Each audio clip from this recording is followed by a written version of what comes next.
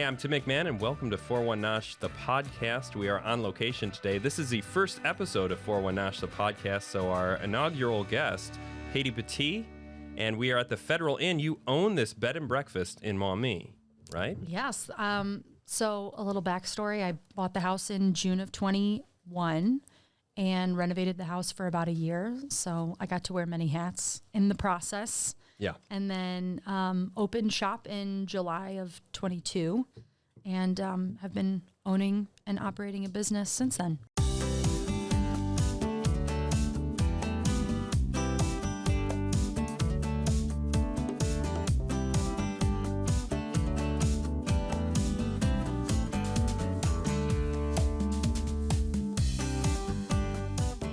Are you right-handed or left-handed? I'm right-handed. But Okay. I think sometimes I'm ambidextrous because I do a lot with You my do left both. hand. So I'm lefty, so I usually drink my coffee left, but that Oh, would yeah. put it right under the mic here. yeah. So I'm going right, and it kind of Feels throws a me little off. weird. But I'm trying. You know what?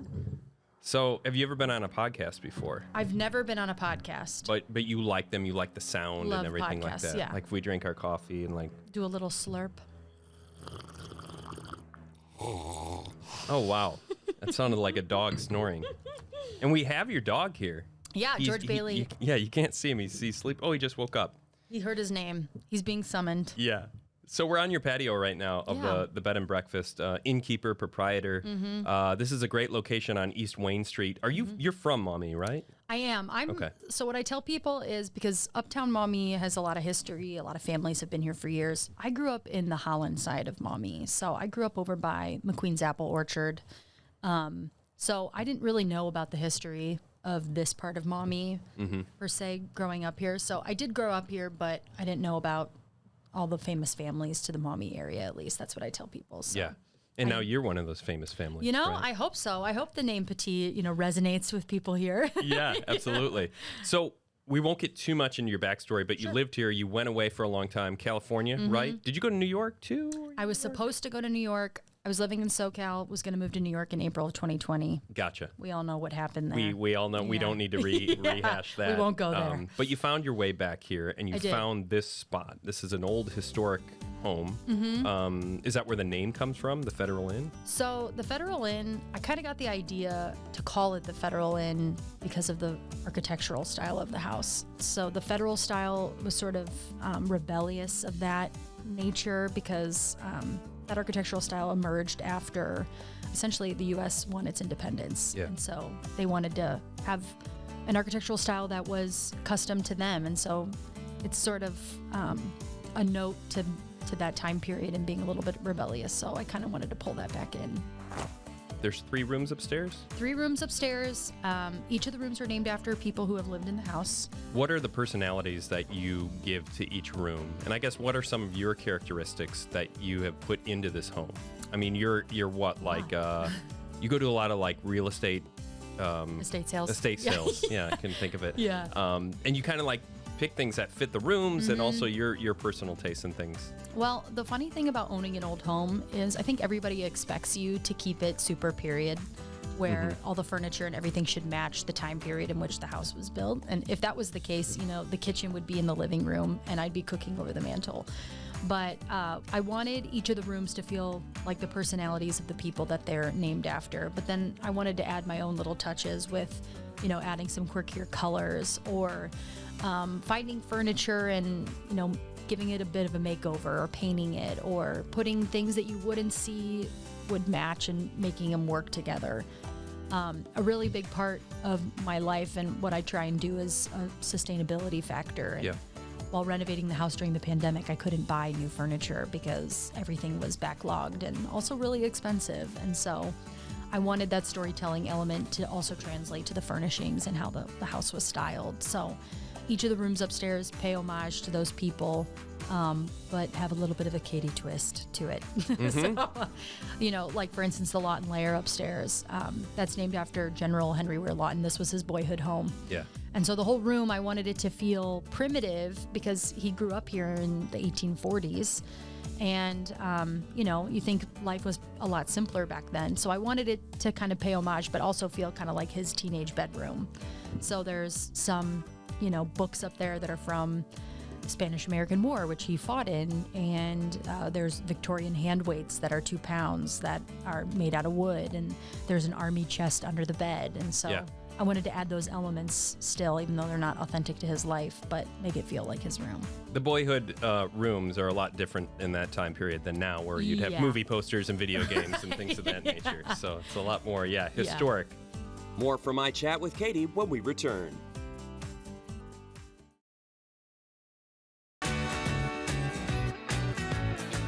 Welcome back to 41 Nosh, the podcast.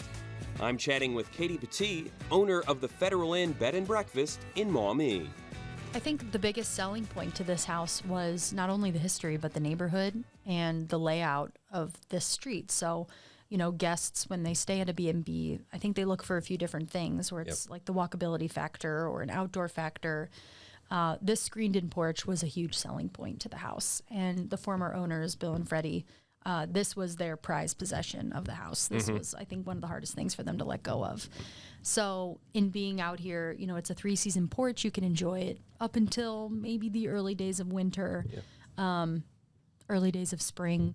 But it is so nice because you have the view of the garden, and cardinals actually are, constant visitors over here, and they love some of the different plants. I have a butterfly bush back there that Beautiful. Cardinals and monarch butterflies love to flock to. And this summer, I'm hopeful, we're putting seeds in the ground, so I can't promise anything, but I'm hopeful that we can get something from it. But having some cutting flowers and some herbs and things that I can cook with for guests in the morning. So I wanted it to be a space that people would want to spend time in, because who doesn't love to be outside? Absolutely. You're constantly evolving. Yeah. A new garden and things like that. You're constantly changing your breakfast menu too. I don't want to say constantly, but like for the seasons and things like that, what you have access to, visiting farmers markets and really taking advantage of what we have to offer in the area. Totally. Let's talk on the food a little bit. Yeah. If you're listening, I'm sorry, you can't see this, but if you're watching, we have this cute little cutting board tray with a couple of chocolate chip cookies on it, freshly baked. Delicious chocolate I chip saw these come out of the oven when I got here.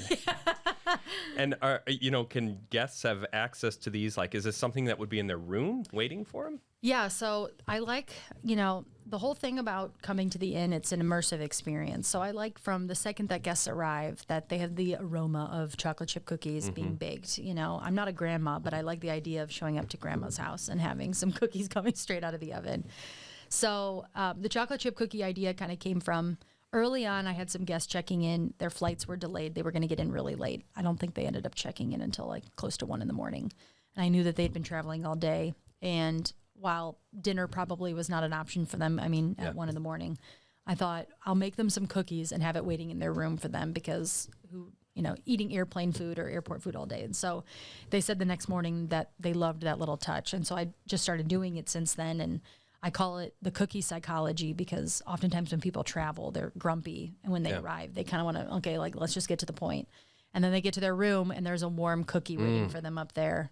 And suddenly their mood changes. Yeah, where it's absolutely. like a little bit of sugar, a little bit of butter goes a long way. So I like having the cookies out, for people in case they want to come and grab one in one of the rooms downstairs, the Revelry. And potentially there might be another guest, down there hanging out, and it's a conversation starter or, a connecting piece. So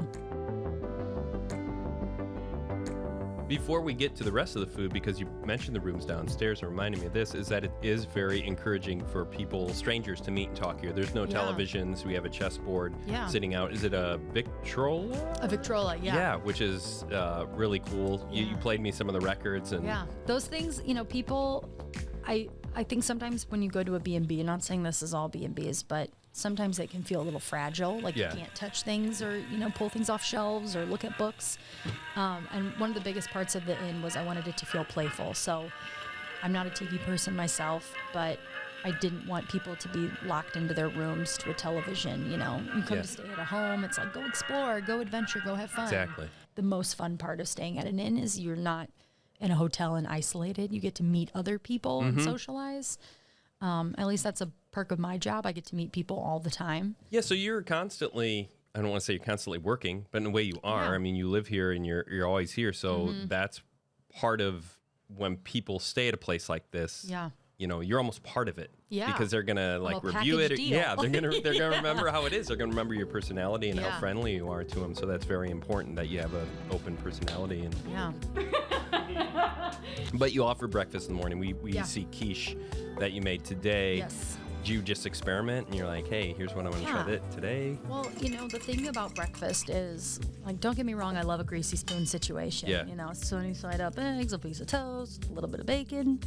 But I really miss this idea of having sort of like a French cafe breakfast, where you can go and get a slice of quiche and a little bit of mixed greens and some fresh fruit, and you don't feel like you're going to roll out of the building, So for breakfast, I like to experiment with things that just are fresh and you really can't find anywhere, because oftentimes I think people, like, I'm notorious for skipping breakfast from time to time, but when you stay at a B&B, I want it to be a gourmet experience. Like, even if you only eat yogurt and berries in the morning, like, I want to try and inch you towards something that might be a little bit more savory, or make it a special occasion, even if it is a random Wednesday morning. So for the menu, I try and experiment with things that are sort of in the genre of like a French cafe, but I was really fortunate. I got a bunch of morel mushrooms from people that were just giving them to me, and never in my life have I had such luck. But telling guests in the morning, like, hey, I just had some morels delivered, like,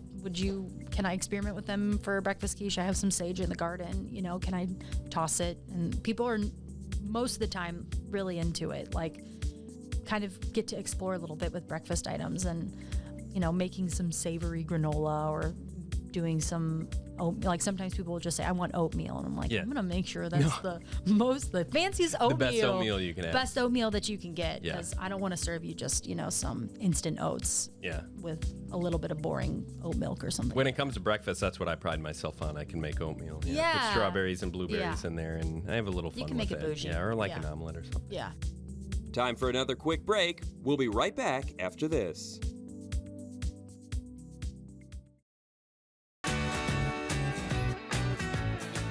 Welcome back to 41 Nosh, the podcast.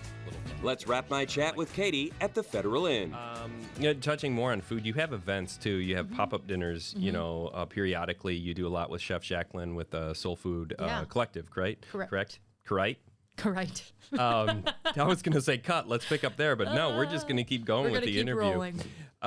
Which I love, because you're exposing people again to another local, food source, and a lot of the culture that we have around here. Bring people in for these pop-up dinners. So what's that like in preparation and getting people out here to visit? They're not staying overnight, but they're coming for a dinner, say like on a Thursday evening. Yeah.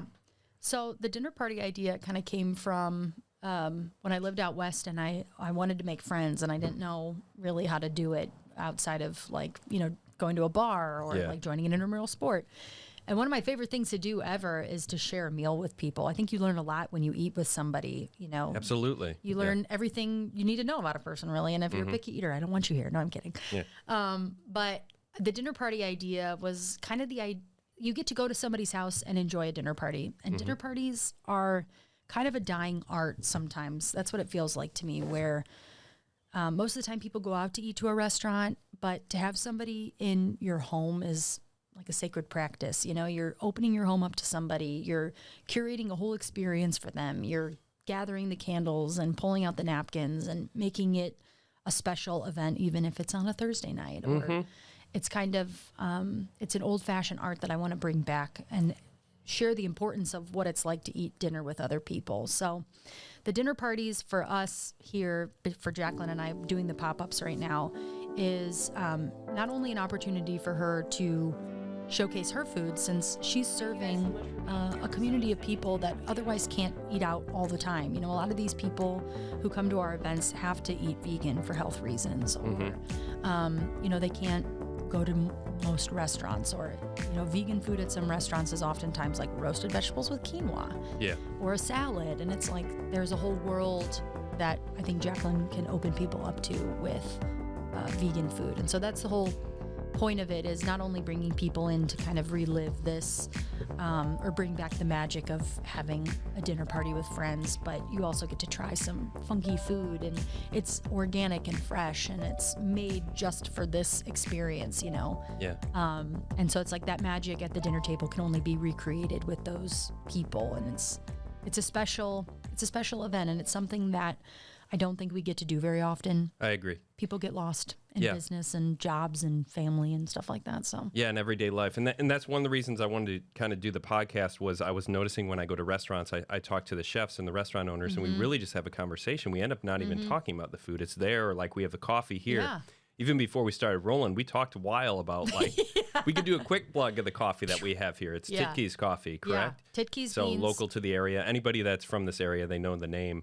And you can find those around here. They have a little spot in Monclova where you can get that. They sell their beans at Kazmeyer's and Churchill's. And then if you don't want to make your own coffee and you want to hop on over to their coffee shop, I couldn't say that, they're located right over on Monclova Road. So. Do you want to give a plug to your 1970s coffee grinder as well, or we're not going to mention that? My super fancy Italian coffee its bean job. grinder.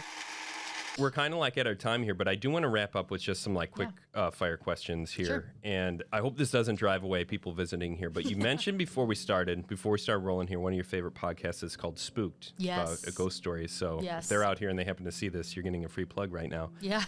But it's an older building. It's an older town. Yeah. Do you have any experiences with the paranormal here within this building? You know, so when I bought the house, that was a question I asked because I was curious. And of course, they said no. But since living here, and this has only ever happened when I'm by myself, it's not happened with any guests. Sometimes the lights blink on me. Yeah. And I've never felt a creepy presence. I've never felt scared. But there was one time that I did feel a little spooked.